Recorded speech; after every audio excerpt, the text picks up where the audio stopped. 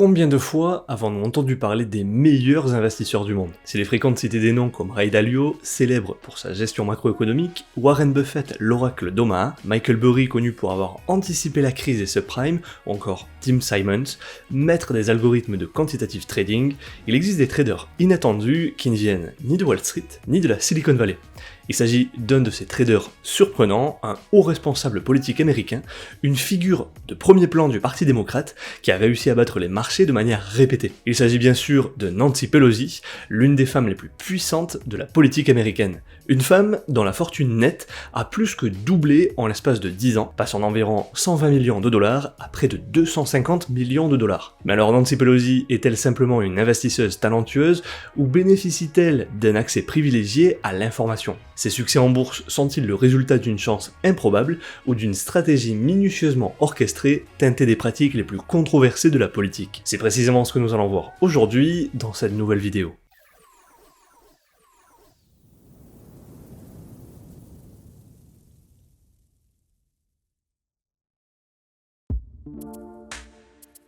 Nancy Pelosi, entre carrière politique et talent inattendu en bourse.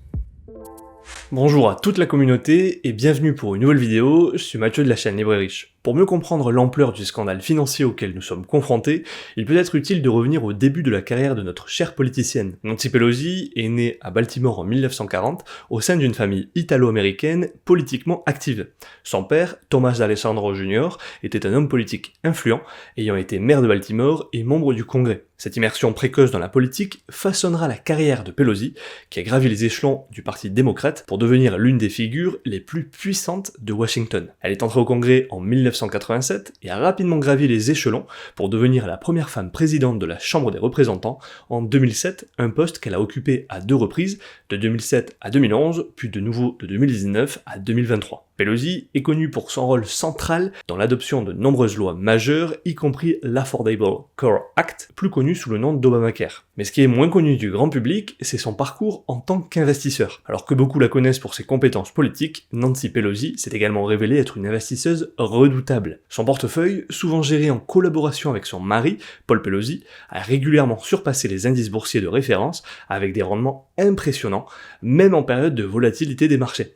Selon plusieurs rapports, les transactions réalisées par Nancy Pelosi et son mari Paul ont affiché des performances exceptionnelles au cours des dernières années. Cela a même conduit certains, dont Donald Trump, à la comparer à des investisseurs légendaires comme Warren Buffett. Au fil des années, Nancy Pelosi a construit un portefeuille d'investissement diversifié, mettant l'accent sur des secteurs stratégiques comme la technologie, la santé et les biens de consommation. Évidemment, il convient de nuancer ces propos, car en réalité ce n'est pas Nancy Pelosi elle-même qui réalise ces investissements, du moins a priori, mais son époux, Paul Pelosi, homme d'affaires américain qui détient Financial Leasing Services, une société d'investissement et de conseil en immobilier et en capital risque basée à San Francisco. Mais ces investissements ne sont pas le fruit du hasard et semblent refléter une compréhension fine des dynamiques économiques et des tendances de marché. L'exemple de 2023 est particulièrement parlant puisqu'il s'agit d'une année où Pelosi a particulièrement brillé sur les marchés. L'année dernière, son portefeuille a performé d'environ 65%, bien au-dessus de l'indice S&P 500 dont la performance était de près de 25%, ou encore que le Nasdaq dont la rentabilité a avoisiné les 55%, faisant de cette année l'une des meilleures en termes de retour sur investissement tant pour les marchés que pour Nancy Pelosi elle-même. Un chiffre qui dépasse non seulement les performances de l'indice, mais aussi celles de nombreux investisseurs professionnels. Warren Buffett et son maigre 15% n'a qu'à bien se tenir. Pas étonnant qu'en l'espace de 10 ans, sa fortune nette a plus que doublé, passant d'environ 120 millions de dollars à près de 250 millions de dollars.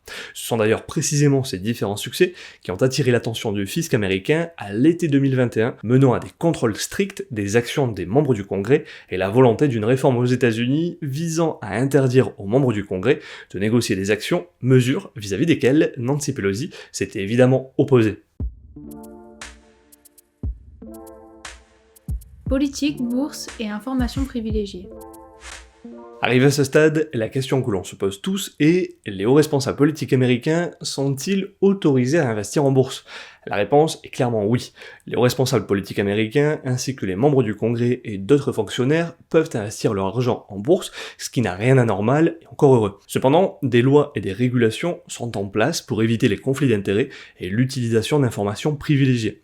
Du moins, c'est ce qui est affirmé. Par exemple, la loi sur l'éthique gouvernementale de 1978 impose des obligations de transparence aux hauts fonctionnaires américains, y compris la divulgation de leurs finances personnelles pour éviter les conflits d'intérêts, tandis que la loi de prévention des conflits d'intérêts de 2012, signée par l'ancien président Barack Obama, interdit l'utilisation d'informations privilégiées pour réaliser des transactions financières afin d'en tirer des avantages économiques et impose la divulgation publique des transactions par les membres du Congrès. Si ces lois ont été mises en place pour éviter que les responsables politiques n'utilisent leur accès à des informations privilégiées pour leurs bénéfices personnels, leur efficacité est souvent remise en question et des débats et des critiques subsistent quant à savoir si ces réglementations sont suffisamment strictes et appliquées de manière efficace. Et il y a de quoi s'interroger, car de nombreux faits suspects soulèvent des doutes sur le respect strict de ces normes par certains politiciens. En effet, comme on peut le voir dans le graphique suivant, beaucoup d'entre eux n'ont pas à se plaindre. Leur richesse déclarée à la fin de 2023 était assez conséquente, malgré un salaire moyen de 174 000 $ à l'année, un revenu bien en deçà de la réalité, si l'on venait également à prendre en compte les indemnités, les voyages et divers autres avantages. Toujours est-il que l'un des aspects les plus intrigants de la stratégie du couple Pelosi est son intérêt marqué pour des entreprises technologiques.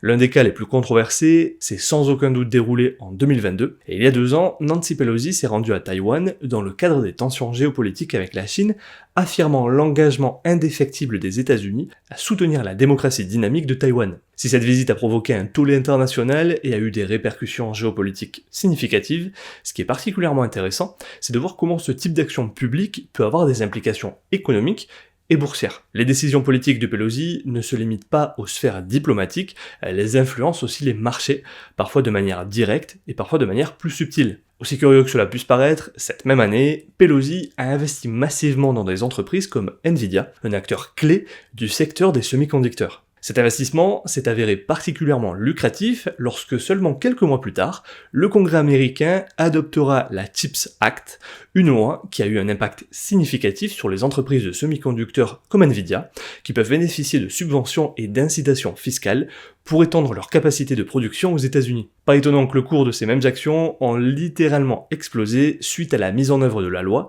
dans la mesure où elle garantit un soutien gouvernemental massif à une industrie cruciale pour l'avenir technologique du pays. Ce timing parfait a naturellement soulevé des questions sur l'accès potentiel de Pelosi à des informations privilégiées, et bien que la loi américaine exige que les membres du Congrès divulguent leurs transactions financières, le débat reste ouvert sur son efficacité pour prévenir les abus, car malgré ces règles, de nombreuses voix s'élèvent pour dire que les sanctions sont insuffisantes et que les contrôles sont laxistes. Ce type de transaction, bien que techniquement légal, soulève des questions éthiques sur l'opportunité de permettre aux politiciens d'investir dans des secteurs qu'ils régulent activement. Pour comprendre plus en profondeur les enjeux liés aux investissements des politiciens comme Nancy Pelosi, le dernier rapport d'Unusual Wells fournit une ligne d'information. Il met en lumière plusieurs points cruciaux qui alimentent le débat sur la transparence et l'éthique des transactions effectuées par les membres du Congrès. Le rapport commence par une statistique frappante, plus de 11 000 transactions boursières ont été effectuées par des membres du Congrès en 2023, pour une valeur totale estimée à 1 milliard de dollars. Parmi ces transactions, les secteurs technologiques, de l'énergie et de la santé étaient particulièrement prisés, reflétant peut-être les informations privilégiées dont ces membres pourraient disposer. Un autre aspect notable du rapport est l'exposition disproportionnée des transactions effectuées par certains membres du Congrès, dont Pelosi. Les données montrent que les membres du Congrès investissent fréquemment dans des entreprises sur lesquelles ils ont un certain pouvoir d'influence via les législations qu'ils soutiennent ou via les comités auxquels ils participent. Par exemple, le rapport souligne que plusieurs transactions de Pelosi concernaient des entreprises directement impactées par la législation qu'elle avait promue ou soutenue. Pelosi est une figure incontournable de la politique américaine avec une influence considérable sur le processus législatif. Son rôle dans des réformes majeures illustre sa capacité à naviguer dans les couloirs du pouvoir et à façonner des politiques publiques d'envergure. Cette influence politique souligne comment son accès à des informations stratégiques, acquises au travers de son travail législatif, pourrait théoriquement lui offrir un avantage sur les marchés financiers. Mais Nancy Pelosi n'est pas la seule politicienne à avoir fait l'objet d'un examen minutieux pour ses transactions financières. D'autres membres du Congrès ont également été critiqués pour leurs investissements.